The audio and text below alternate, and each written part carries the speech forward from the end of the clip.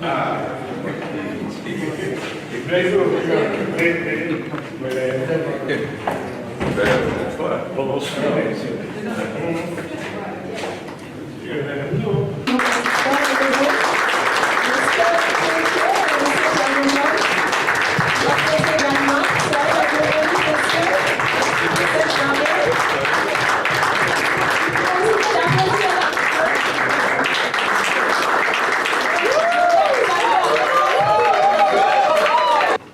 Bonsoir, chers collègues. Bonsoir, chers invités. C'est un honneur pour moi ce soir de prendre la parole sur ce pupitre pour dire un mot de bienvenue à nos bâtisseurs. En fait, le mot de bienvenue, il s'agit pour nous de planter le décor, c'est-à-dire faire un témoignage, un hommage à Jean et Marcel. Nous avons choisi des mots et pour ne pas oublier certains que nous avons choisis, nous allons les lire. Ainsi, cher M. Tchétché, cher M. Tchangongo, nous, anciens collaborateurs du cabinet ECA, vous remercions d'avoir accepté notre invitation en toute humilité.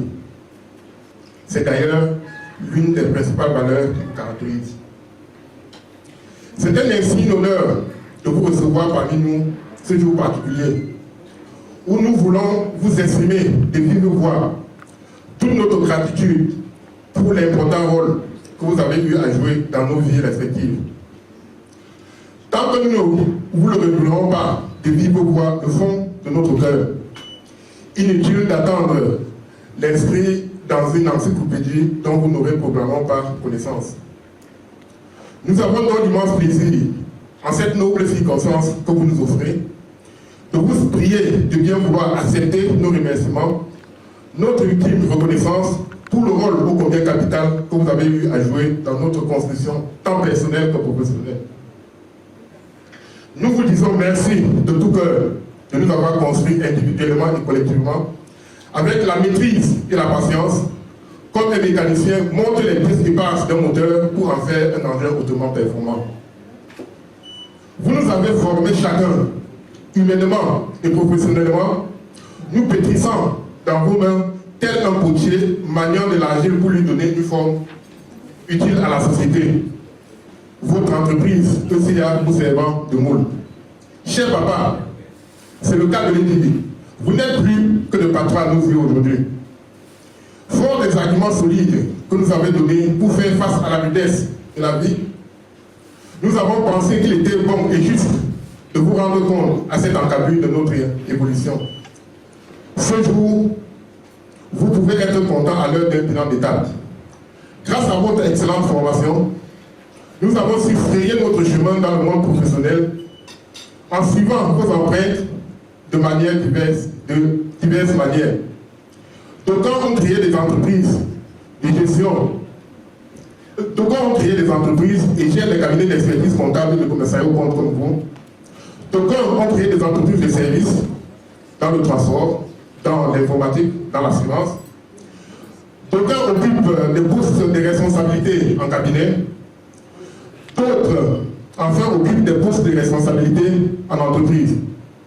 À travers l'intégration du groupe ECA en 2012, vous avez souhaité perpétuer le professionnalisme, l'intégrité, la qualité et l'excellence en toutes choses. Aujourd'hui encore, ces valeurs demeurent des empreintes indélébiles dans nos vies personnelles et professionnelles. Vous pouvez être fiers de vous.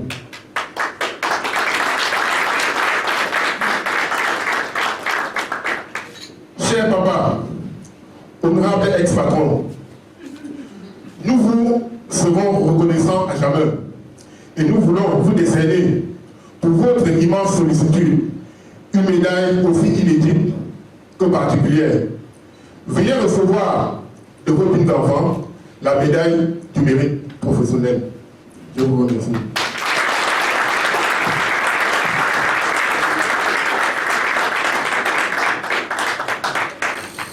Bonsoir bonsoir à tous, spécialement Monsieur Tianche et Monsieur Chagongom. Donc ce soir, nous allons remonter dans le temps afin de retracer brièvement l'historique de ECA. Jean Tianche occupait un poste envié à la SNI. Au lieu de s'y installer douillettement, il a songé en 1982 à créer son cabinet d'expertise comptable. C'est ainsi qu'est né ECA. Au dire de quelques collaborateurs de l'époque qui avaient accepté de se lancer dans cette aventure avec lui, les débuts furent laborieux. Les quelques honoraires encaissés étaient partagés équitablement entre eux après avoir payé les charges de loyer et autres. Puis en 1990, ECA prend l'audacieuse décision de racheter à crédit le cabinet EGIC qui appartenait à Jean Ludwig, lequel avait décidé de rentrer en France. ECA, qui avait ses bureaux à l'ancien immeuble IBM de Bonanjo, est donc venu s'installer dans les locaux que nous connaissons tous et a pris la dénomination de ECA EGIC. C'est à ce moment-là que lors de la présence à l'Assemblée générale de la société Brossette où je travaillais, messieurs Ludwig et Robineau m'ont demandé si je pouvais accepter de travailler avec monsieur Tianche. La question innocente qui m'est venue à l'esprit, c'était chinois.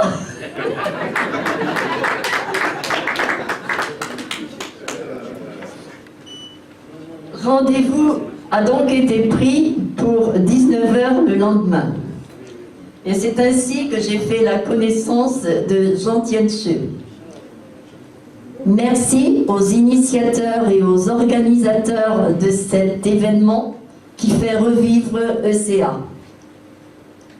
Merci à monsieur Tianche, merci à monsieur Chagongom qui ont su transmettre à beaucoup d'entre nous la notion de oser entreprendre. À tous et à toutes, excellente soirée.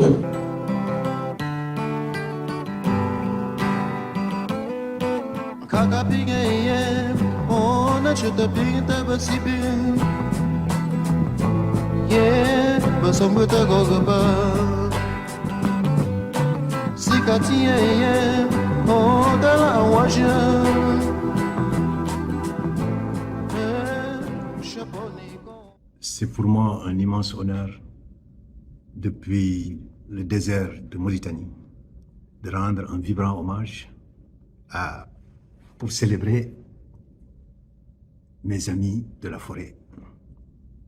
Je vais dire Jean Tianche, non moins passionné de football, et Marcel Chokongom, le seul ECA de Mauritanie. Nous avons partagé le même rêve africain pour nos cabinets respectifs, sachant que c'est en étant unis que nous pourrions être meilleurs et plus forts. Bénin, Burkina, Cameroun, Gabon, Mali, Mauritanie, Niger, Togo, dans PHA, partenaire Helios Afrique, avec IOI et GHA, groupe Helios Afrique, puis GHA Exco comme actionnaire de Exco. Nous avions mutualisé nos compétences pour atteindre ensemble la taille critique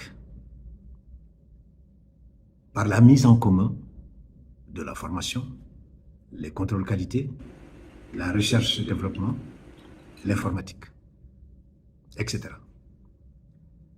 En réalité, l'amitié et la confiance mutuelle nous ont aidés à faire de grands pas ensemble. Nous partageons plein de souvenirs, de peines, de réussites communes. Je suis fier de les célébrer pour leur apport plutôt, et leur contribution au nom des 15 pays qui constituent aujourd'hui ESCO-Afrique.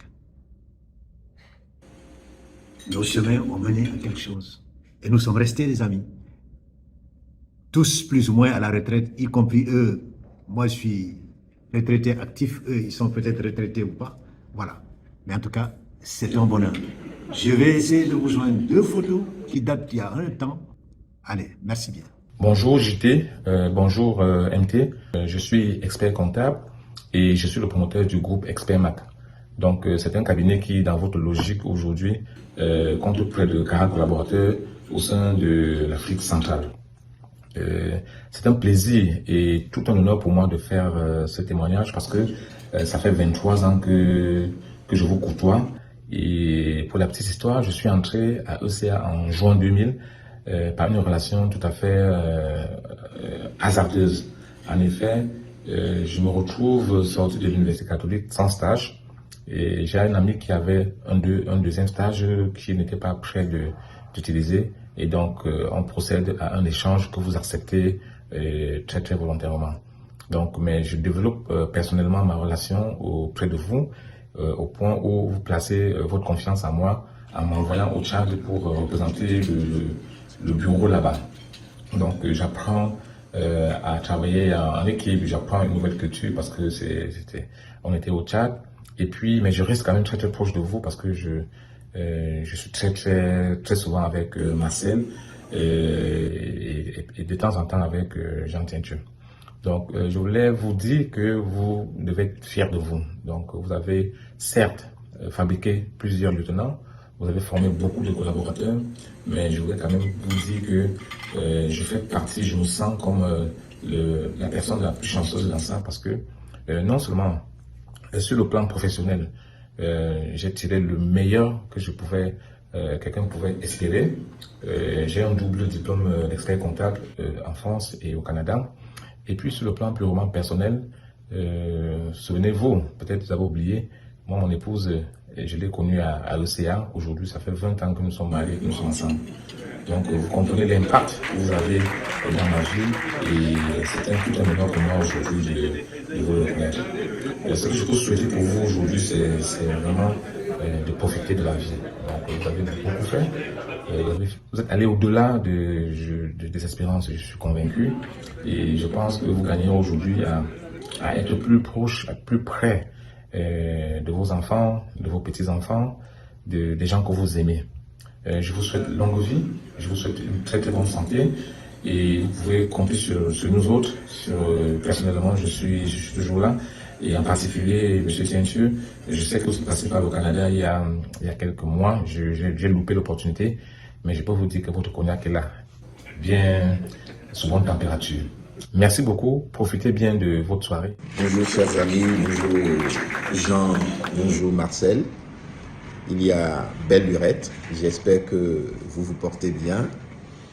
De mon côté, je vais bien. Je suis toujours à Fiduciaire d'Afrique avec Hélène.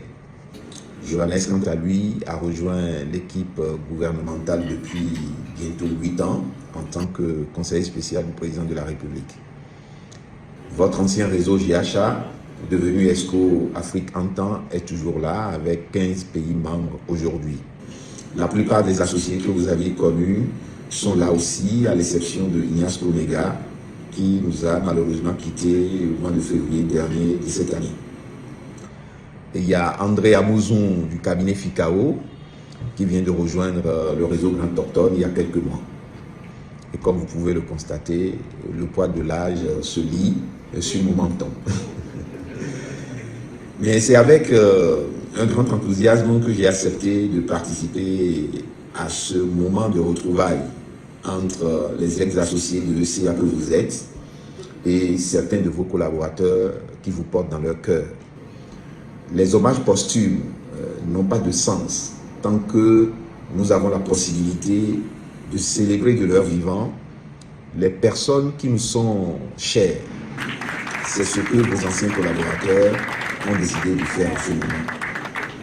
Nos premières rencontres remontent à mai, si mes souvenirs sont bons, à mai et juin 2006 à Douala, lorsque j'étais passé avec Guibert Pandja pour le séminaire d'intégration du cabinet ECA.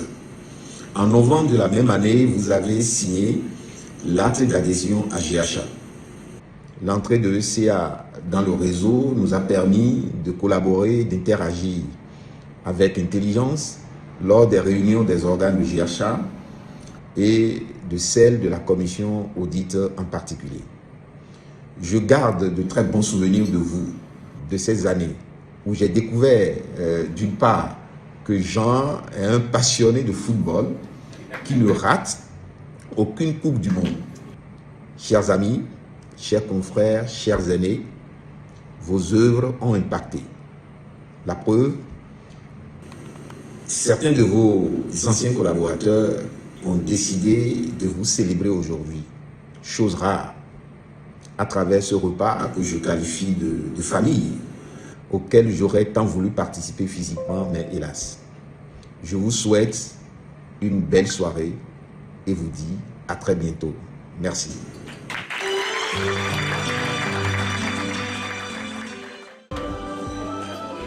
Bonsoir à tous.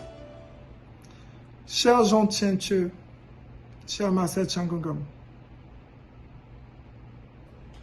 depuis la Californie, je tenais à vous exprimer ma profonde reconnaissance en tant que votre petit frère et collaborateur adopté par ECA.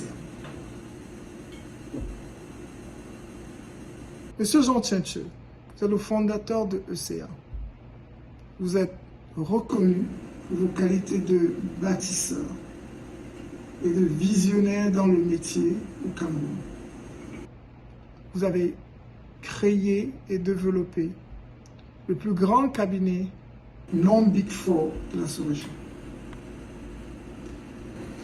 Vous avez tous deux laissé une marque indélébile sur le métier, sur moi et sur tous ceux ici présents et vraiment bien plus encore. Depuis mon enfance jusqu'à mon parcours universitaire, vous m'avez inspiré, sans me connaître. Je connaissais vos noms et j'aspirais à être comme vous. Je n'ai peut-être passé que 8 mois, 10 mois, 1 an physiquement à vos côtés.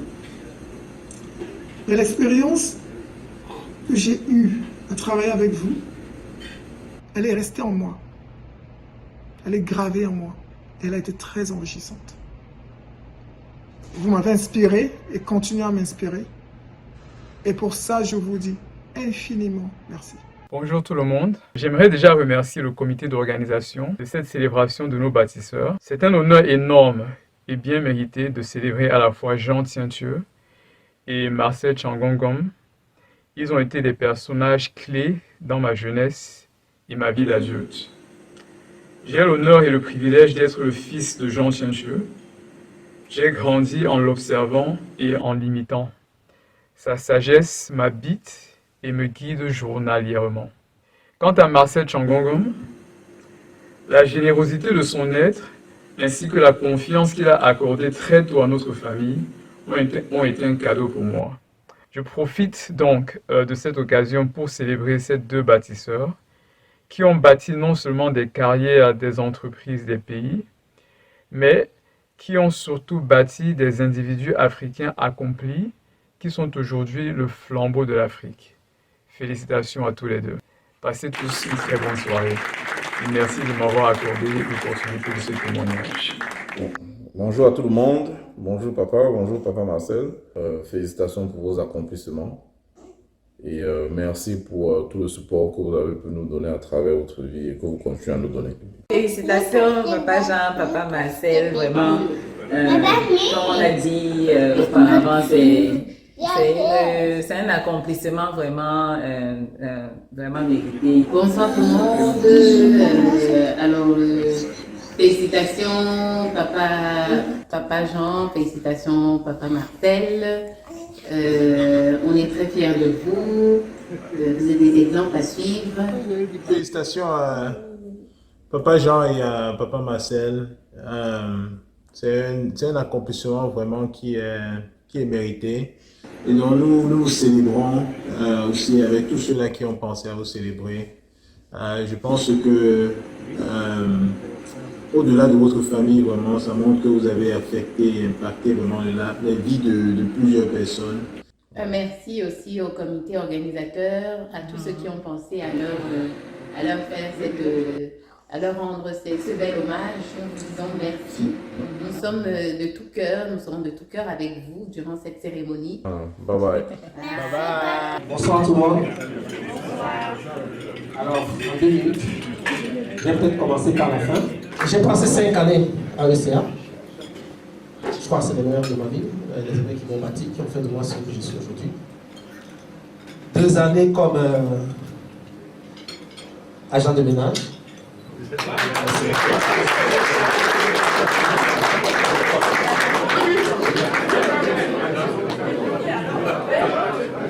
Oui, c'est vrai. En 1997, j'ai commencé à essayer comme balayeur. Je me levais à 7 h, je venais laver le sol, servir le café, pour braver l'ensemble des vicissitudes de la vie qui se présentaient à nous. Et par la grâce de Dieu, quand je suis retourné à l'université, le ciel m'a tendu la main et m'a offert mon premier stage de 3 mois après ma licence. Et je me rappelle ce que m'avait dit JT. Ici, on ne recrute que les gens de la Cato. Si je m'avais une maîtrise, je ne peux pas travailler. Et je crois que ma maîtrise était l'année dans laquelle j'ai le plus fréquenté. Et après, en 2004, j'ai été recruté à ECA. Comme stagiaire, j'ai fait mon DEA à ECA et j'ai été recruté le 1er janvier 2006 à ECA. Alors, c'est le témoignage que je fais pour dire que les leçons de vie, la bravoure, l'abnégation au travail, c'est à ECA que j'ai appris qu'on ne compte pas les heures de travail. C'est à ECA que j'ai appris que quand on a quelque chose à faire, il faut la faire. S'il faut dormir au bureau, il faut dormir, mais surtout il faut se réveiller tôt pour aller à la prochaine mission. Et c'est peut-être des petits détails, mais c'est des détails qui comptent pour la carrière future.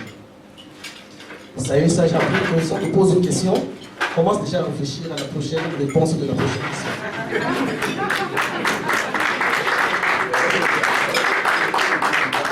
Je crois que je suis dans la salle après Madame Poukan, l'un des plus anciens, qui a cheminé avec Marcel et Jean. Il faut dire que mon histoire avec l'ECA, je la dois à un des grands frères que tu as appelé. Je pense à lui, Marie Diabo, qui était un des confrères et frères de Jean et Marcel. Je suis alors étudiant de Jean Diabo et de lui, Marie Diabo à l'Université catholique en 1996. Et à l'époque, première promotion qui fait finance et comptabilité, nous rêvions tous d'être experts comptables, de travailler dans un cabinet. Et nous nous rapprochons de M. Diabo qui nous enseigne la comptabilité pour lui dire notre désir de travailler dans ce bon cabinet. Et on voulait travailler chez lui. Alors, il a sélectionné 2 candidats dont je faisais partie. Il me dit, écoute, moi j'ai un tout petit cabinet, mais j'ai des confrères qui ont besoin de vous que moi. Parce que moi, la taille que j'ai ne permettra pas de vous faire réaliser vos rêves. C'est ainsi qu'il organise un rendez-vous, que j'ai rencontré Marcel, nous sommes en 96. Et je viens voir Marcel, qui me dit, écoute, si tu veux faire le stage, je fais d'abord le stage, parce que je suis en 3e année de CCF, je fais mon premier stage 1 an. Madame Poukan me reçoit très gentiment comme d'habitude. Et je garde jalousement la première lettre signée par elle qui m'accorde le stage. Je l'ai bien encadré. Elle est comme dans ma valise. J'ai fait le stage cette année-là. On m'a gratifié de 150 000 francs par mois. Le stage, à l'époque, c'était pas petit quand même. C'était très généreux. Alors, je repars pour terminer mon cursus l'année d'après. Et Marcel me dit, si tu termines, les portes te sont toujours ouvertes. C'est ainsi que je termine en 98. J'étais d'ailleurs le premier à soutenir l'Université catholique. Et il y avait plusieurs autres offres, et j'ai décidé de revenir voir Marcel. Et je reviens. Il me dit, écoute, tu commences quand tu veux, sans problème. Je me souviens, on avait une grande salle à l'époque. Florent était dedans, il venait de rentrer de ses études. Florent qui est sur ma table là. Et ils m'ont accueilli très chaleureusement. La première lettre, donc, le 1er janvier 1998. Madame, je commence en 1998, Madame Bokam signe ma lettre. Et je gagne 250 000. C'est ça mon premier salaire. Je l'ai gardé aussi, très chaleureusement. Et c'est ainsi que je commence mon aventure chez ECA. J'avoue que ça avait beaucoup d'émotions que je prends la parole. Ce qu'il faut dire, c'est qu'à l'époque, on entendait plus parler de gens, mais c'était difficile de le voir. C'était le baron d'Araona. Parce qu'on entendait sa voix quand il entrait le matin, parce qu'il parle un peu. Et il dit à Madame Bokam, je suis là. Et son petit café suivait dans son bureau. Et nous, on se limitait juste à guetter un peu quand il est passé. Par contre, à côté de nous, on avait Marcel, le grand frère, qui était là. Quand il arrive le matin, il passe dans tous les bureaux, vous savez, porter la main sur chacun. Et ça nous, vraiment, ça nous donnait beaucoup plus de chaleur. Mais on a compris que ce jour, c'était la force. C'est-à-dire que pendant que Jean était dans son bureau, il cogitait comment on devait développer les affaires. Et Marcel devait nous encadrer tous pour que tous amis ensemble fassent la force. Professionnellement, je n'ai pas connu deux employeurs de ma vie. J'ai connu que ECA. Et vous devez comprendre que je dois tout à cette maison-là. Je leur suis très reconnaissant. Je me suis marié à ECA, j'ai fait tous mes enfants à ECA. Et vous comprenez que pour moi, c'est ma vie. Un de nos clients phares, quand je suis venu, j'ai connu des grands frères, comme Abel Yari. L'un de nos clients prestigieux, c'était les Brasseurs du Cameroun. Quand Abel est parti, Marcel et Jean ont décidé de me confier la charge de ce dossier. Quand je vois à côté de Marcel, M. Thierry, ça me rappelle beaucoup de choses, des grands moments de notre histoire de l'essai. Tout le monde avait envie de travailler avec ce dossier. Tout le monde. Tout le monde. Quand les jeunes arrivaient, je vois Sylvie et tous les autres. Monsieur Maillard, est-ce qu'on peut aller à Bafoussam? Est-ce qu'on peut aller à Garoua? Est-ce que tout le monde voulait faire le tour des dossiers partout? Et c'était toujours avec plaisir que nous le faisions. Donc, c'est l'occasion pour moi de dire une fois de plus un grand merci à Jean et à Marcel et à tous les collaborateurs qui nous ont fait confiance. Bienvenue à tous. Et tous mes remerciements à M. Tétier, qui est mon tonton par ailleurs, qui m'a ouvert la porte à l'UCA. Mon grand frère Marcel, qui m'a beaucoup aimé. Et franchement, qui m'a appris beaucoup, pas seulement en audit, mais dans la vie tout court. Je vous dois tous les deux ici à chanter. Pierre Tamo, c'est mon nom. Je suis expert comptable grâce à ECA. Ça, il faut que je le dise. C'est ce qui a fait de moi un expert comptable. Quand tonton Jean m'ouvre les portes en 2001, j'étais calé au niveau du DSCF à l'époque. Et puis, mon grand frère qui est assez proche de lui, il dit, ben, écoute, prends mon petit frère, je ne sais pas ce qu'il va devenir. Et c'est comme ça qu'il m'ouvre les portes. Il me met sur un dossier, je fais un premier dossier avec lui. C'était Gabon Télécom, le budget de Gabon Télécom, avec Constant Diaga qui a fait une intervention ici, mais qui était plutôt dans notre cabinet. Curieusement, on avait travaillé sur le budget de Gabon Télécom, et comme je tenais à tout faire avoir à valider au moins mon DSCF, quand je suis reparti en France composer le DSCF, il y avait une troisième partie sur le budget, ça correspondait exactement au plan qu'il m'avait donné lorsqu'on faisait la mission de Gabon Télécom. Et c'est comme ça que je valide aussi facilement le DSCF. et rentre donc en stage pour finir plus tard expert comptable. Merci encore. Donc, je suis Sylvie Uteba. Moi, je commence à ECA le 2 août 2004 dans le cadre d'un stage académique après ma MSTCF à l'Université catholique Yaoundé. Et pendant, comme les autres disaient, on te fait l'aide 50 000 et tout, donc le train-train quotidien, l'émission. Et puis, un soir, M. Tchango m'appelle dans son bureau, il me demande bientôt ton stage fini, qu'est-ce que tu prévois de faire? Je lui dis, bon, je veux me marier et faire des enfants. C'était ça ma réponse. Ok. Il dit, je veux me marier et faire des enfants. Donc, il me dit, ok, il a pris bonne note, il ne dit rien. Le temps passe. Et un autre soir, c'est M. Tchencho qui m'appelle, il ne se souvient plus. Il me repose la même question. Et c'est là où je dis, jusqu'ici, je comprends que les deux se parlaient énormément. Peut-être que nous, on ne le voyait pas. Mais il m'a posé exactement la même question. Mais là, j'ai plus eu la même réponse. Parce qu'entre-temps, je m'étais déjà mariée. Il me dit, je vois que tu es très intelligent, tu es assidu au travail. Il faudrait que tu penses à t'inscrire dans le cursus d'expertise comptable. Dans notre famille, tonton t'appelle Carrington. Je trahis un peu le secret, parce qu'en passant, je suis la nièce de M. Tchencho. Et donc, dans la famille, on l'appelle Jean Carrington. En mémoire à la série, je pense, Denver ou Dallas. C'est un gars ici, voilà. Donc, je rentre le soir, là, je dis, mince, mon tonton dit qu'il faut que je fasse l'expertise. Donc, je peux être aussi Jean Carrington. Je dis, je vais réfléchir. Je vais réfléchir et je lui dirai, il ne réfléchit pas trop longtemps. Je dis, bon, ok, qu'est-ce que je vais faire? 2 jours plus tard, M. Tcharogon m'appelle dans son bureau, il m'a dit exactement la même chose. Je dis, mince, qu'est-ce qu'il me veut?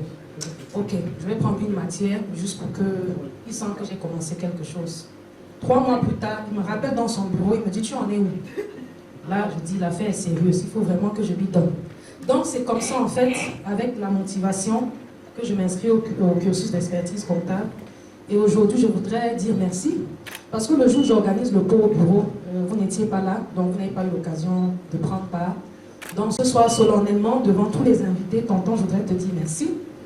Je pense que grâce à ce diplôme, j'ai accroché une acte à mon sac. Et je pense que c'est grâce à ça aujourd'hui que je suis associée chez Enseignant. Donc tonton, Jean, merci beaucoup. Merci beaucoup pour les conseils avisés. Conseil professionnel, conseil personnel. Donc pour ça, je vous suis infiniment reconnaissante. Aujourd'hui, j'essaie à mon niveau de transmettre ces valeurs-là, le conseil, la patience.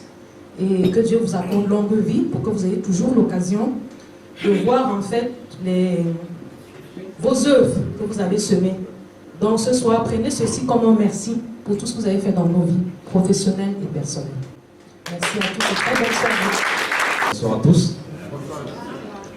Bienvenue à ce déjeuner témoignage. C'est en 2005 que je fais le parcours de rejoindre le groupe ECA. Je sortais à l'époque de PricewaterhouseCoopers. J'étais fatigué de travailler dans un Big Four. J'avais des ambitions beaucoup plus d'organiser des structures plus calmes. Et seulement, M.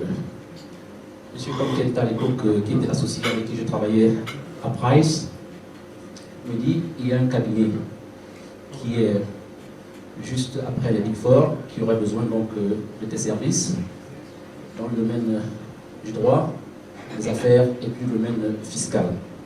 C'est comme ça que je rencontre Jean et Marcel et naturellement pour faire le lien, Madame Pokam qui nous met donc en contact en 2005, je crois que c'était courant juin par là. Donc on décide donc de créer une structure qui porterait donc l'activité juridique et fiscale que nous avions créée à l'époque et qui s'appelait Émergence. Et nous faisons en sorte que l'émergence se retrouve dans tout le créneau donc, de ECA, au Cameroun, au Gabon, dans les Grands Lacs et puis au Tchad. Donc, je portais donc cette structure. Nous avons cheminé, gagné de grands dossiers, fait beaucoup de choses intéressantes. Et il est arrivé un moment où le cabinet avait atteint ce qu'on appelait une taille critique. Le cabinet ne pouvait plus rester dans la structure d'un cabinet juste en dessous d'un Big Four. Il fallait passer à l'étape supérieure. Et pour passer à l'étape supérieure, il fallait naturellement, en dehors de rejoindre le réseau GHA Exo dont je viens de parler, c'était insuffisant pour la taille du cabinet. Il fallait passer, n'est-ce pas, à une étape suivante. Il fallait donc rejoindre soit Deloitte, soit KPMG, soit EY ou PwC. Donc, à ce moment, les deux opportunités qui étaient offertes, c'était KPMG et donc EY. Après analyse, c'était donc EY qui était l'option la plus intéressante là-dedans. Et il fallait, justement, pour arriver notre compétence à ce cabinet, préparer la transition. Et au niveau de l'Afrique centrale, nous pensions que le meilleur développement que nous pouvions faire, c'était d'axer le cabinet sur la structure oil and gas. C'est comme ça que je vais aller aux États-Unis, sous l'impulsion de Jean et de Marcel, faire à Georgetown une formation de plusieurs mois dans le secteur du oil and gas. Je vais repartir du côté de Dubaï, faire certaines formations financées par le cabinet et puis en lien avec une structure basée à Londres qui était spécialisée dans le domaine du oil and gas. Donc nous avions effectivement tout ce qu'il fallait pour que cette structure qui était EY ouverte dans ce domaine puisse reprendre donc le cabinet UCA. Et c'est ainsi que, revenons, l'intégration se fait de manière soft, fine, et il m'est confié la gestion du bureau du Tchad. Quand je pars donc au Tchad, je crois que c'était au courant de septembre 2012, le petit cabinet qu'on y avait faisait à peine 200 à 300 millions de chiffre d'affaires sur l'année. Quand le démarrage se fait, nous nous retrouvons autour de 600 millions, à peine 3 mois arrivés sur le terrain. Donc nous gagnons tous les marchés dans le monde de oil and gas. Ça devenait intéressant. L'année qui suivait, nous passons à 900 millions en termes de chiffre d'affaires. L'année qui suivait également, nous passons à plus de milliards. Et du coup, je suis coopté associé donc au sein de la firme.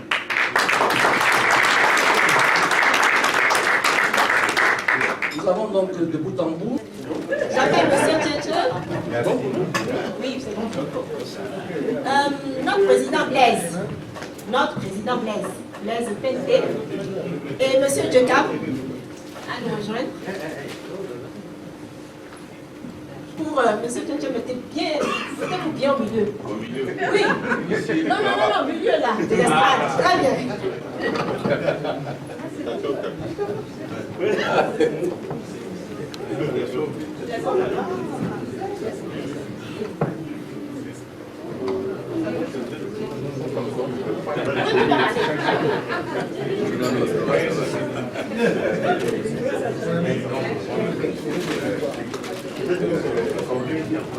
Au nom de vos anciens collaborateurs, nous vous remettons ce besoin signe de notre reconnaissance. Merci. Pour ne pas permettre à tout le monde de découvrir, je vais présenter le.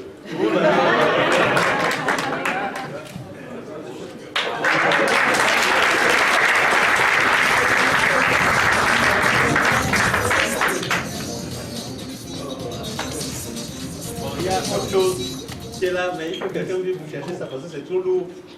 Moi. Voilà. Ah, Carole. Bon. Merci, Carole.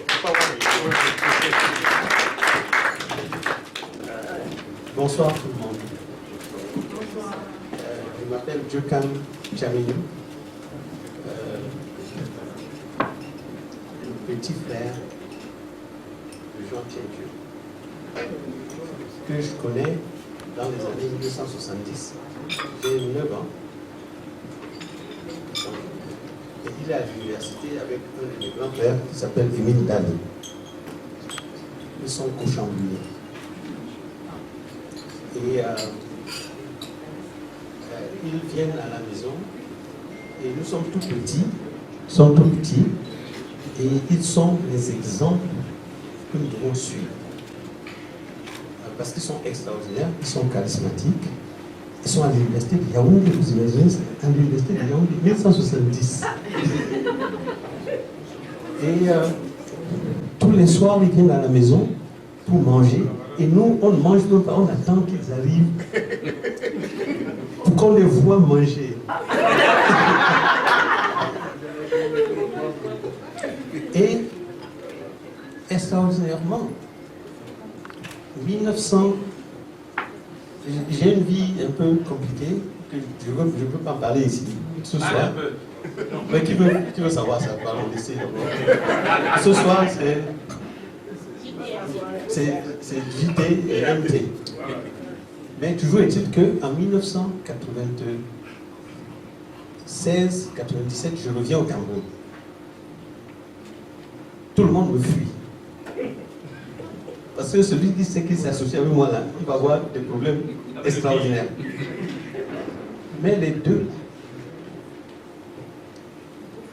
ils m'adoptent. Et ils me donnent un contrat de consultant. Je n'étais pas leur employé. J'étais un consultant. Et j'étais consultant avec Bialou, c'est ça? Hein? Non, Bialou de la PCD. Et à ce moment-là, des visionnaires extraordinaires, ils sont en train de penser loin. Et ils organisent une société de pensée stratégique, un séminaire stratégique. Les seules personnes que je vois qui sont présentes ici, c'est Madame Pokam, qui était là. Parce que tous les autres là, peut-être bien après ce séminaire-là, qui s'est tenu à l'hôtel Ibis. Pour le plan stratégique. Et ce plan stratégique-là, pour lequel Bialou a utilisé la méthode allemande de Zoll, Gallo Policar, excusez-moi, Gallo Policar, un peu paix à son âme, et qui lance une stratégie, ça montrait déjà ce que JT et MT étaient des visionnaires, des gens extraordinaires, qui voyaient loin, ils voyaient sur 20 ans, 30 ans, et appelaient tous les employés, les ont mis ensemble pour projeter ça. Je crois que Pente était là, tu es déjà là-bas, là, exactement. Et ils ont réalisé leur plan stratégique. Je m'incline devant ces deux êtres exceptionnels. Deux personnes qui m'ont appris au-delà de ce que ils peuvent. Je ne suis pas comptable comme les autres qu'ils ont influencé ici. Je ne suis pas devenu expert comptable. Je suis dans la politique. Mais ils m'ont inspiré. Jean Tienchu m'a montré ce que c'est que d'avoir une certaine hauteur, de grandeur d'âme. De sourire pour que ton collaborateur s'ouvre à toi. Mais qu'il sache où il doit s'arrêter. Tchagogo sont complices. On croyait qu'ils étaient l'un contre l'autre, mais c'était complice. Tchagogo, maintenant, quand Jean dit je t'ai coupé au couteau, c'est Tchagogo qui va te soigner. Pour le plus grand bien de ECA et de l'idéal, parce que c'est eux-mêmes, ils auraient pu, en tant qu'être individuel, s'enrichir et tout, mais ils avaient une vision vraiment grande et je suis vraiment content que ce soit les gens qu'ils ont bâtis soient là, dans leur profession. Mais je voudrais dire ici qu'ils n'ont pas seulement bâti des gens dans leur profession, mais qu'ils ont bâti également des gens dans la construction du Cameroun et de l'Afrique, sur d'autres trucs, et je vous promets que vous allez le voir dans quelques années. Merci beaucoup. Merci beaucoup.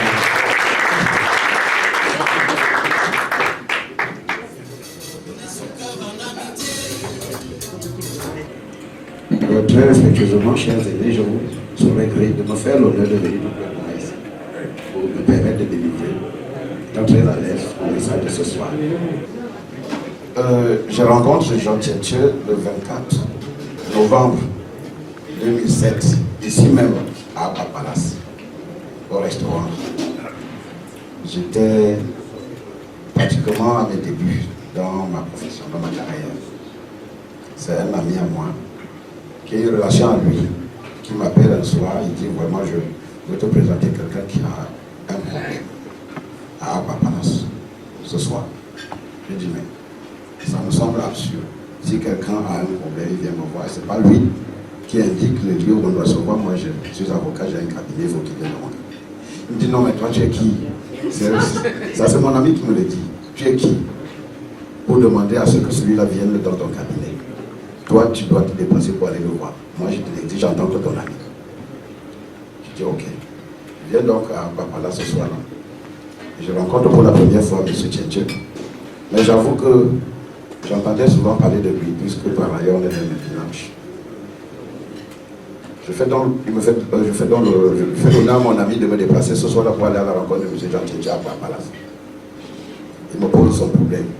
Je n'en voudrais pas de ne pas rentrer en profondeur parce que je suis tenu au secrétaire. Alors, en gros, je note qu'il a l'intention, qu'il a envie de rencontrer une autorité à Yaoundé. Et tout de suite, je suis étonné. Je dis, comment monsieur, avec cette carrure, avec tout ce qu'il a pu faire dans sa vie, a besoin de moi, avocat, pour aller rencontrer une autorité à Yaoundé? Ça me semblait absurde. On a manœuvré, finalement, il a pu rencontrer l'autorité. Et c'est ici que mon histoire avec lui commence. Parce que quand je le rencontre, ce 24 novembre, une semaine après, je rencontre M. Tchanago. Je suis en train de discuter avec lui dans son cabinet. Il fait venir M. Tchanago. Je dis, mais attendez, voyez-vous, moi je suis avocat, je suis tenu au secret. Si je discute avec un client, je n'ai pas besoin d'une tierce personne. Ça ne suffit pas. Je dis non. Tout ce que tu me diras, dans tous les cas, il sera au pouvoir. Je dis, il vaut mieux. Il vaudrait mieux que ce soit toi qui le lui dise. Moi, je n'ai pas besoin de discuter avec toi en sa présence parce que ma profession ne me permet pas d'agir ainsi. Il a insisté. Ensemble, on a discuté ce jour-là. C'était un mercredi à 11h, je me souviens plus exactement de la date. Alors, c'était accordé sur un certain nombre de choses. On est allé à Yaoundé et on a pu rencontrer l'autorité. Et une semaine après, alors que j'étais à Yaoundé pour une audience au tribunal de grande instance de Fondi, lui m'appelle étant au Tchad. Il me dit qu'il vient de me faire un transfert d'argent d'1,5 million. Je dis, mais attendez. Mais attendez. Juste pour vous avoir permis de rencontrer une autorité, cela me vaut 1,5 million.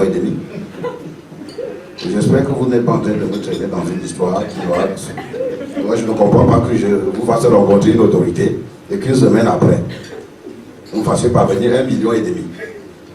Je n'avais pas encore vu ça de tout, depuis que j'exerçais ma carrière. Après ça, il met à ma disposition une voiture, Grand Cherokee Jeep. Est-ce que ce n'est pas une drôle d'histoire d'envie de pour ça, tout ce qui m'arrive là? Je vais en week-end au village avec cette voiture-là. Ma maman refuse de me saluer. Je dis, mais depuis quand est-ce que tu es devenu avocat pour acheter ce genre de voiture pour m'apporter ça ici? Heureusement pour moi, ce week-end-là, lui était au village. J'ai pas expliqué à ma maman que la voiture ne m'appartenait pas. Je ne voulais pas croire. Qui peut te donner ce genre de voiture juste pour plaisir? Quand est-ce que tu as travaillé de l'argent pour pouvoir acheter ça? Si tu es mon fils, tu dois savoir que tu ne dois pas mettre tu ne dois pas accrocher ton sac là où tu ne dois pas être en mesure de décrocher. Je dis, maman, ce n'est pas ma voiture. C'est la voiture de papa Jean. Je dis, quel Jean? Je dis, en tout cas, il est même dans la vie. Je vais aller le chercher pour qu'il vienne ici. Je suis donc allé le chercher. On est allé voir ma maman. Et il a témoigné. Il a dit à ma maman que la voiture lui appartenait. Jusque-là, ça semblait un peu flou. Maman dit, mais attends, tu fais quoi avec lui particulièrement pour qu'il te donne une voiture d'une telle valeur? Moi, j'ai un concours dans la vie, chaque chose en son temps. Tu viens de commencer à travailler. Je ne crois pas que tu aies gagné de l'argent qui te permet d'acheter ce genre de voiture. Je dis, je n'ai pas acheté la voiture. La voiture ne m'appartient pas. Elle appartient à M. Jean Tchétché. Pourquoi tu ne me vois pas? Si je suis ton fils, tu dois me faire confiance. Je n'ai pas acheté cette voiture, c'est la voiture. Il dit, si tu rentres à quoi, remets-lui dans sa voiture. Je dis, maman, tu ne veux pas que je connaisse aussi le bien-être. Si on me donne la voiture, je roule là, je mets la climatisation sur la table dessus, qu'est-ce que ça te pose comme problème? Je veux savoir ce que tu fais avec lui pour qu'il te donne une telle voiture. Parce que je sais que tu n'es pas en mesure d'acheter cette voiture. Il ne m'a pas offert la voiture, il a mis la voiture à ma disposition. Tu ne comprends pas ce que ça veut dire. Ça veut dire qu'à tout moment, il peut la reprendre. Mais les deux ne l'ont jamais reprise jusqu'à aujourd'hui.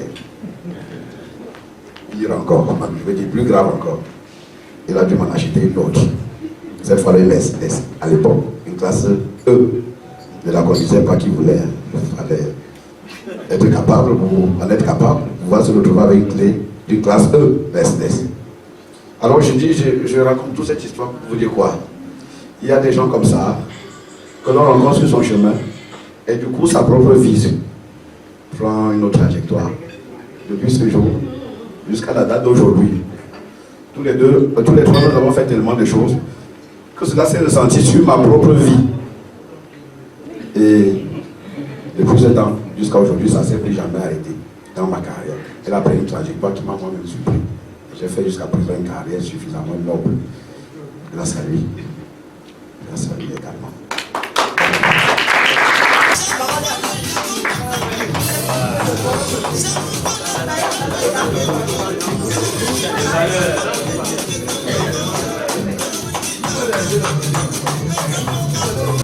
Merci de m'écouter.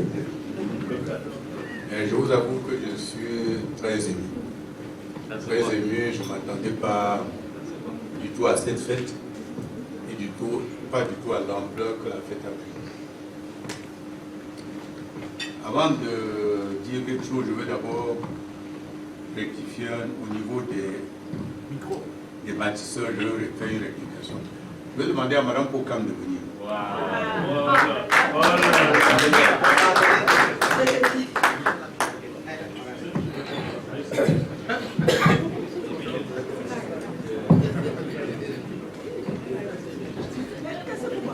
Je vous demande de considérer Mme Pokam comme un des bâtisseurs.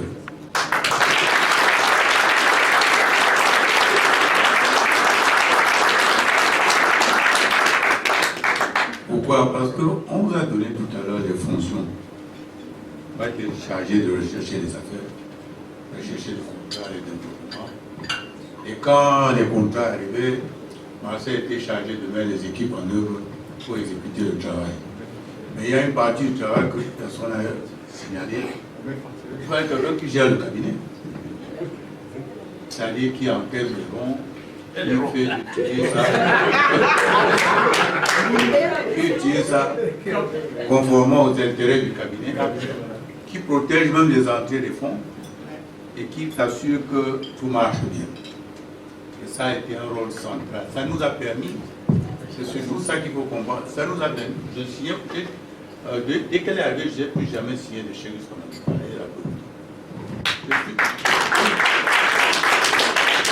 Je suis allé à la Société Générale, j'ai demandé au général, à la Société Générale qu'on me donne une carte de crédit pour... parce que quand je fais des déplacements pour le camion, j'ai besoin de ça pour payer les frais. Le gars me dit, mais attendez, vous êtes qui? C'est Mme Pokam qui doit autoriser.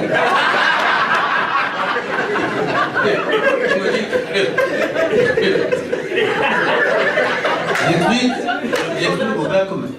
C'est moi qui ai donné la signature. Il dit, ah bon? Oui.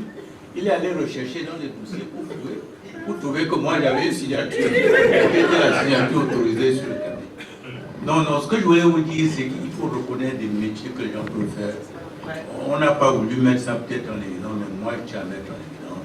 Parce qu'elle a eu un rôle très important. On s'est débarrassé de tout ce qui était gestion quotidienne. Payer les salaires à temps, les impôts à temps, tout ça à temps. C'était même plus long pour nous. Moi, je cherchais du boulot, ma soeur organisait le travail, les équipes ont travaillé et elles se démerdaient pour elles pouvaient vraiment tout faire. Je me rappelle, je suis allé à Yaoundé, Oyeton qui était notre client. Il y a un gars qui, l'informaticien, qui me dit même, monsieur Tchencho, vous avez un chèque ici. Je vois qu'on n'a pas déjeuné avant. Il m'amène au secteur de trésorerie que je veux faire. qui était le chef, je crois que c'était un chef 3 millions ou 4 millions.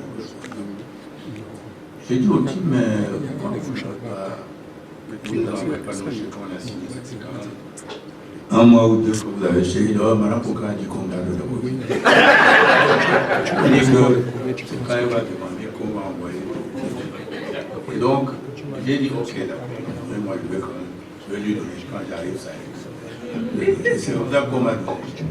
Et je crois qu'il faut apprécier un travail de ce genre qui a consisté à mettre de l'ordre dans le fonctionnement de la cabinet et dans la gestion des charges du cabinet. Et ça a été quelque chose de très important. À l'époque, j'étais assailli par beaucoup de gens qui venaient me voir. On dit, oh non, vraiment, j'ai des problèmes, je veux avoir fait le travail des rideaux, tout ça. Donc, il dit, ah non, oh, je veux faire, j'ai des gardiens, j'ai sauté des gardiennats, tout ça. Moi, à l'époque, j'étais très à l'aise. Donc, on me dit, vous faites de gardien, oui, c'est pas moi qui décide. Il m'a dit, pourquoi? Quand il vient, je dis, oh, j'appelle la secrétaire générale, c'est elle qui dit ça. J'appelle Madame Boucan qui vient, il dit, ah oui, oui. Elle amène dans son bureau, elle lui donne le café. Il prenait le café, il dit, vous allez sauter gagnant, qu'est-ce que vous faites? Non, non, je veux mettre les équipes pour travailler. Elle lui dit, mais vous savez, nous on a des équipements ici qui coûtent très cher avec des volumes importants. Il dit, qu'est-ce que vous prévoyez dans votre sauté gagnant si les bandits viennent attaquer le soir? La personne commence à regarder, ce n'était pas quelque chose qu'il avait prévu. Il dit, qu'est-ce que votre assurance couvre au cas où nous, on a des problèmes et on a des... Il n'avait même pas d'assurance. Il dit, vous voyez, nous on peut pas vous utiliser parce que vous regardez comment c'est pas possible. Et il y a beaucoup d'histoires comme ça. Il y a l'autre qui vient pour les questions de rideau. Je lui dis, ok, écoutez, moi je ne me fais pas les rideaux, je vais appeler le secrétaire général du cabinet. Et après, quand il vient, je dis, bon, on va faire les pour les rideaux. Mais pour quand vous dites, ah, vous savez quand vous étiez absent là, le directeur général, je ne sais plus qu'est-ce qu'il faut dire, je ne sais pas si c'était basé, il était là. Il trouve que vraiment, ce n'est pas normal nos bureaux là. On n'a même pas entretenu nos bureaux, on a beaucoup de problèmes. Et du coup, le problème des rideaux qu'elle pensait être un problème n'était pas un problème. On avait d'autres priorités qu'elle a soulevées. Donc moi, je lui disais de toute façon, allez voir avec la secrétaire générale si on vous dit que c'est un problème, c'est que bon, c'est un problème. Du coup, c'est elle qui décide. Moi, plus personne au cabinet ne venait dans ce genre de situation. Et c'était évident que quand tu venais pour lui demander que tout. La pharmacie de ma femme était fournisseur du cabinet, puisque les gens allaient prendre des médicaments là-bas. En fin du mois, elle faisait la facture, elle venait pour qu'on paye. Quand elle venait pour qu'on paye, Madame Boucan la venait dans son bureau, un café. Après 2 heures de discussion, elle rentrait sans savoir pourquoi elle était venue. Donc je veux dire, il faut reconnaître toujours le mérite des gens et ce que les gens peuvent faire. Donc je tenais à ce que vous reconnaissiez ce mérite. Elle était, vous n'avez pas vu dans les bâtiments. Je tenais à vous dire que c'est partie des bâtiments. Merci beaucoup, Mme Boucan.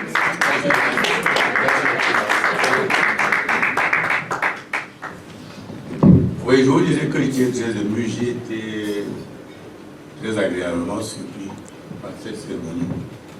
La première fois qu'on parle de ça, c'est dans la dernière, ou la 2e semaine du mois de juillet. À la fin de la 2e semaine. C'est Florent qui m'appelle et dit que bon, tu sais qu'on a un groupe CAG. Je dis oui, je sais. Je vois sur WhatsApp, vous avez ça. On prévoit une soirée le 29 au soir et on envisage de t'inviter.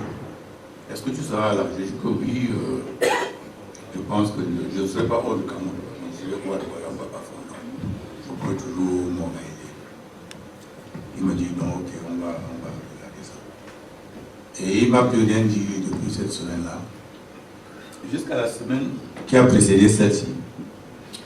Au milieu de semaine, mercredi, je crois que c'était mercredi que je vous vois. Il y a Claudine qui m'appelle, qui dit qu'elle veut me voir là. Elle vient avec Blaise. Ils me disent, oui, on a prévu une soirée. Et elle me dit que non, on veut faire une soirée en ton honneur le 29. Je dis, mais attends, on m'a dit que c'est une soirée normale que vous voulez inviter. Et que non, non, non. on va faire une soirée et puis on va, si vous allez venir ça, en ton honneur et en l'honneur de Marcel. Et donc, ça va le long le 29. Et je lui dis, donc moi, c'est pas ce que j'avais appelé, que non, c'est comme ça qu'on a prévu ça. Et elle me dit un peu ce que vous avez entendu tout à l'heure. Elle dit que non, ils étaient quelque part là, on a fait des cérémonies, on a dit, on rendait hommage à des gens qui sont morts, tout ça, ils ont dit que on est fatigué de rendre hommage. On veut rendre aux gens, hommage aux gens de leur vivant. Et donc c'est comme ça que l'idée a cheminé, et donc ils ont décidé d'arriver à cette soirée. Et j'ai dit, ok, bon, écoute, merci beaucoup, de toute façon, je vais être là, puisque la première là, parce que c'était. Et elle m'annonce du même coup que la soirée aura lieu à Aquapala. J'ai dit, ah bon, oui. Aquapala, ça a un coût beaucoup plus élevé. Elle dit que j'aurai une table avec 10 personnes, que je peux inviter 9 personnes. Marcel aura une table avec 10 personnes, il invite 9. Et ça fait 10 fois 2, 20 personnes. Je dis, ouais. J'étais un peu étonné. Le lendemain, j'appelle Florent, je lui demande, attends, on a 20 personnes. Et vous êtes combien dans cette affaire? Il dit, non, on est à peu près 30 et chacun vient pour. Donc ça va faire 60 personnes. Nous, 20, 80, je dis oui. Je dis, mais comment vous avez financé ça? Alors, papa, là, vous aurez au moins 20, 30 000. Il dit, non, on ne sait pas encore très bien. Il me dit quelque chose de pas clair. Il dit, non, c'est pas bien, etc. Il dit, bon, je vais t'envoyer la liste des premières contributions. Je dis, ah bon, ok, d'accord. Quand il m'envoie la liste des premières contributions, on le voit qu'il y a quand même beaucoup de monde. Et qu'il y a un montant très élevé. Au-delà de tout ce que moi je pouvais penser, comme montant prévu pour une cérémonie. Au-delà, parce que j'ai dit que vous avez 80 personnes, à 30 000 la personne, vous êtes 2,5 millions, plus d'autres frais, ça va faire 3 millions. Les cotisations étaient très loin de ce montant. Et j'ai vu les listes des gens qui ont cotisé, etc. Il y avait même des anciens qui étaient partis du cabinet depuis plus de 20 ans, 25 ans même pour certains. Ils étaient venus et ils participaient à l'opération. Et donc j'étais vraiment sidéré par cette affaire et par la façon dont ça se présentait. Et donc je lui ai dit, ok, très bien, pas de problème, on va se régler. C'est à ce moment-là que j'ai apprécié, que j'ai commencé à comprendre l'ampleur et de la cérémonie qui était organisée, et la façon dont c'était organisé et ce à quoi on voulait arriver. Donc j'étais très très impressionné, comme je vous ai dit, j'étais certes agréablement surpris, mais impressionné de la façon dont les choses ont été conçues, et puis impressionné positivement de la façon dont les choses étaient pensées. Et je leur ai dit, bon, très bien, on va être là avec vous. Ce que j'ai beaucoup apprécié, c'est que le jour où les gens pensent à faire une cérémonie en votre honneur, effectivement, sans attendre d'être sur la tombe pour dire des choses qui peuvent être des vérités comme des mensonges. Puisque personne ne pourra vous dire si c'est vrai. Et j'ai beaucoup apprécié cela. Et j'ai compris aussi que la façon dont les choses se passaient, en réalité, on a été tout au long de la profession de notre carrière avec eux, on a été excessivement exigeants avec eux. On a été parfois même été très dur, je me rappelle. Il y en a qui disaient, le bureau de JT, il ne va pas se faire. C'était comme ça, compliqué. Et on s'est rendu compte que tout ce qu'on leur avait expliqué, tout ce qu'on soulevait comme problème et qu'on leur indiquait que c'était des problèmes, en fait, finalement, quand on regarde ce qui a été fait, ça veut dire que non seulement les gens, même si ça a eu à leur créer des difficultés à un certain moment donné, mais ils ont fini par apprécier cela, à dire que ça nous a aidé à devenir quelque chose. Je vais vous donner des exemples de ce qui s'est passé. Bon, Claudine, qui est là, l'une des animatrices de la soirée, quand Claudine a voulu travailler en cabinet, elle est venue me voir, elle m'a dit, non, parce qu'avant elle était prof au lycée, il y a des périodes de points qu'on avait les gens quand ils pointaient des trucs. Elle venait, on lui dit, bon, vas-y, fais, il n'y a pas de problème. Après, elle dit qu'elle veut travailler, que tu es incapable de travailler. Parce que tu avais combien de temps dans la fonction publique? 10 ans, non? C'est foutu pour toi. Tu n'es pas capable de travailler dans un environnement où il y a des deadlines, des exigences techniques, des contrôles aussi. On va venir te contrôler tout. Impossible. Elle dit que machin, tu dis que non. On ne peut pas te recruter, elle dit que non, on ne peut pas. Je dis que on ne peut pas. Elle m'a essayé de me convaincre, j'ai dit que non. Mais il y a une circonstance dans la période là. On est venu prendre pour faire une étude sur un problème, une société qui s'appelait SPPI, quelque chose comme ça, une pharmacie, qui est dans la zone où il y a les cars de transport. Elle est installée dans cette. Je ne sais pas s'ils ont changé, mais s'ils n'ont pas changé, ils sont toujours là-bas. Il y avait des conflits associés, des problèmes qu'il avait soulevés, il nous avait confié mission pour clarifier tout ça. Comme on n'avait pas de ressources, on avait des problèmes de ressources. On n'avait pas quelqu'un dans le personnel permanent qu'on pouvait amener. J'aurais dit à Pauline qu'on va aller faire ça. Donc je l'ai amené sur cette mission-là. On a travaillé ensemble, elle a fait un très bon boulot. On a pu faire un rapport très apprécié. Alors que les gens étaient en conflit, plus ou moins en guerre. Ils ont apprécié ce qu'on a fait, ils étaient très contents. À partir de là, j'ai dit, peut-être qu'il peut y avoir une possibilité. Et dans la foulée, effectivement, on avait une dame qui était venue, elle m'avait dit un peu la même chose, c'est ce qui m'avait énervé d'ailleurs. Elle disait qu'elle veut travailler, que non, on peut te prendre à condition que tu démissionnes la fonction publique. Il explique que non, ça là pour faire et fonction publique. Elle dit oui. Donc elle était là depuis 2 ans, je croyais qu'elle avait démissionné, j'ai découvert qu'elle n'avait pas démissionné de la fonction publique. Je l'ai appelé, je lui ai dit, tu t'en vas tout de suite. On ne peut pas te garder. Et là, elle dit que non, on ne joue pas, ça marche. Donc j'ai viré cette fille-là. Et compte tenu de la qualité du travail qu'elle avait fait, j'étais amené quand même à dire, peut-être qu'elle peut tenir la route. On a fait un essai avec elle, et ça a très bien marché finalement. Ça a été vraiment une vraie réussite parce qu'elle s'est impliquée énormément dans le travail. Elle nous a apporté au niveau du cabinet des choses. Elle était enseignante, donc elle avait une expérience dans le domaine pédagogique. On n'avait pas à l'époque une structure de formation interne au cabinet. Elle a été amenée à implanter ça avec des gens que vous avez vus sur les images là tout à l'heure. Et on s'est autonomisé, si je peux dire comme ça, et on a gardé une structure. Donc, finalement, bon, c'était pas toujours très simple, mais je sens aujourd'hui, compte tenu de l'enthousiasme des gens que je vois, ce qu'ils appelaient difficulté, ce qu'ils appelaient sévérité, finalement a été une très bonne chose pour tout le monde. Je vois que même les gens qui en ont été victimes ont finalement apprécié. J'étais en vacances en mars, là. Je suis allé à Houston chez ma fille, j'étais à Montréal, puis je suis allé à Houston, Sacramento. Pendant que j'étais à Houston chez ma fille, elle me dit, il y a une fille là, elle travaille au cabinet, parle-toi, tout le temps, c'est machin. Elle s'appelle Georgia. Ouais. Elle dit Georgia. Elle me décrit un peu la fille, je dis, je crois voir. Elle me dit, j'étais pour passer devant son bureau. C'était pas évident. Elle m'a raconté.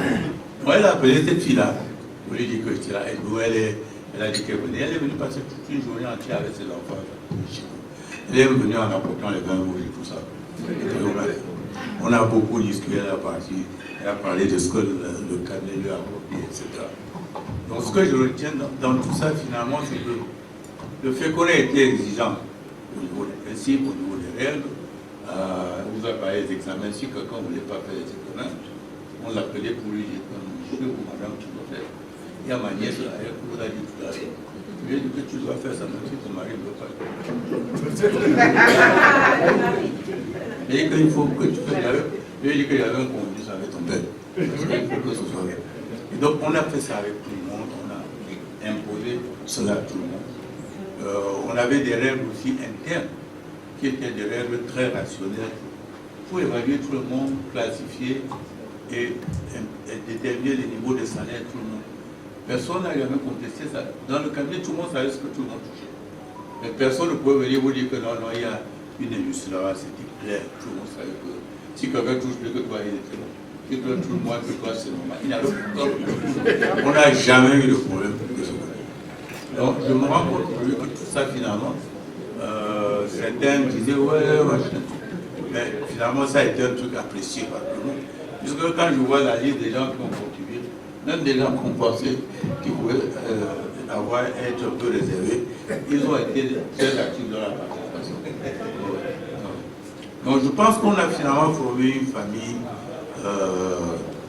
qui a eu des repères. Comme Marcel a donné certaines règles tout à l'heure, si on est seul, on ne peut pas être seul. Je crois qu'il faut même parler. La profession aujourd'hui a des aspects complexes qui sont énormes. On peut toujours jongler un peu, mais si on est seul, on ne peut pas être. Je pense qu'il est important que les générations actuelles arrivent à percevoir cela et à comprendre qu'il est nécessaire qu'ils se mettent ensemble, qu'ils s'organisent, qu'ils se coordonnent, voilà, pour le faire. Un dernier exemple de ce que cela n'a pas, ce qu'on a fait n'a pas gêné les gens, c'est notre speaker, la Carole. Quand Carole est venue, elle a voulu que la moi, je lui ai dit que je ne peux pas la manger. Je lui ai dit que je ne veux pas, non, je lui ai dit que non, ça pose des problèmes. Je lui ai donné des raisons, machin, moi, ça n'a pas beaucoup. Mais je lui ai dit que bon, ok, moi de faire des contrats ponctuels, de travailler de manière ponctuelle. Je ne sais pas quelle était la périodicité, je ne me rappelle même pas si on avait formalisé ces contrats ponctuels. Et il s'est avéré quand même qu'elle était très brillante dans ce qu'elle faisait. Et puis un jour, je lui ai dit, bon, on va te recruter. On va te garder maintenant, te recruter, etc.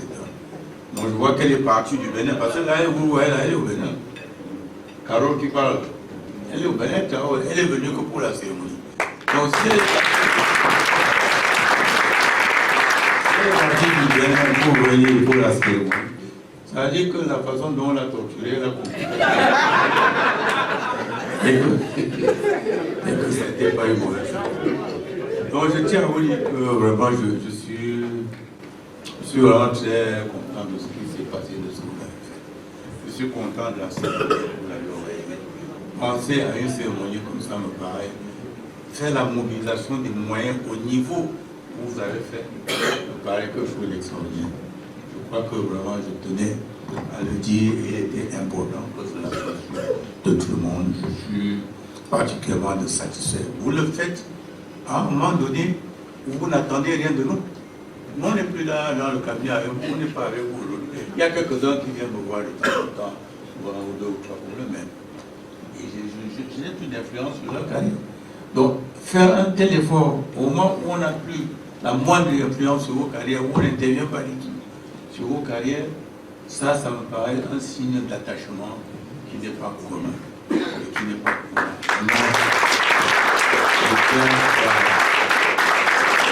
Je tenais à vous avouer, très franchement, j'ai dit à mes amis, je suis sidéré par ce qui se passe, je suis vraiment surpris par ce qui se passe, mais vraiment, je tenais à vous le dire, ça a été quelque chose de pas simple, etc.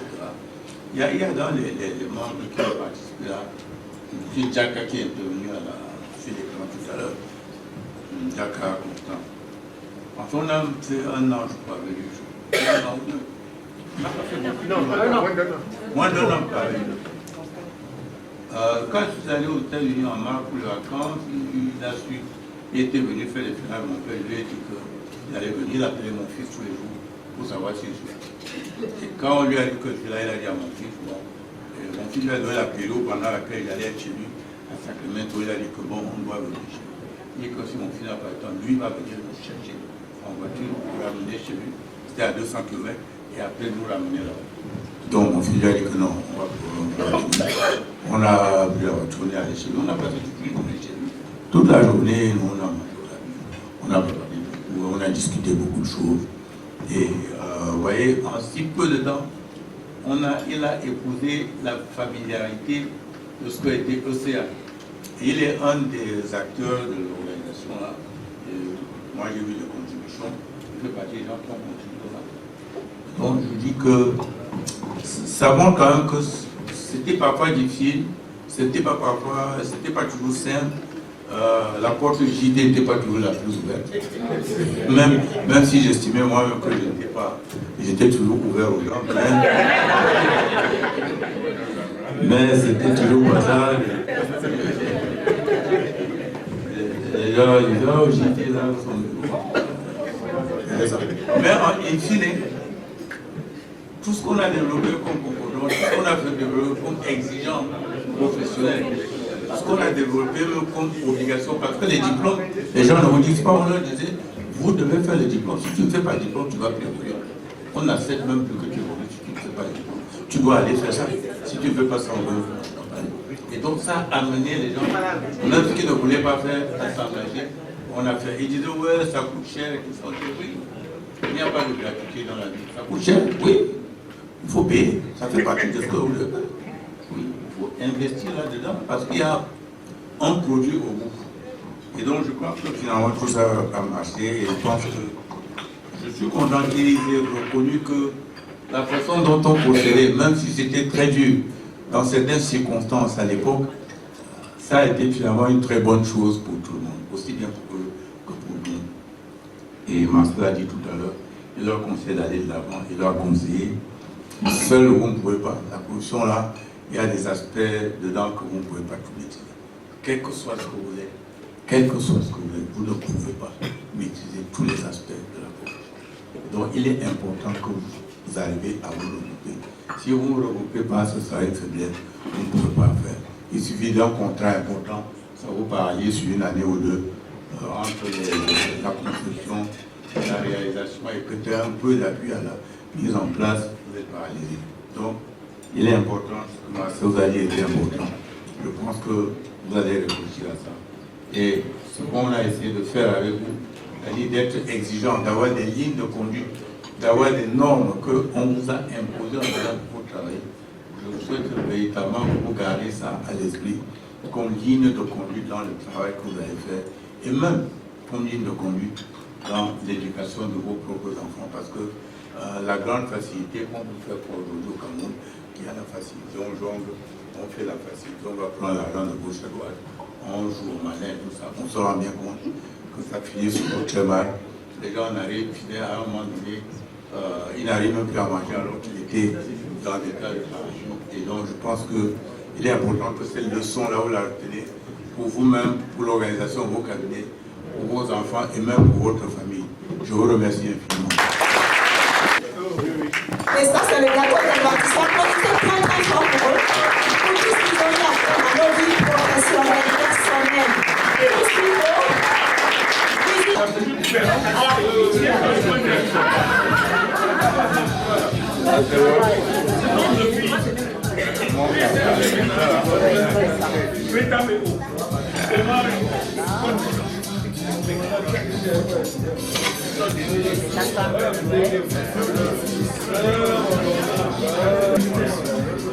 Merci.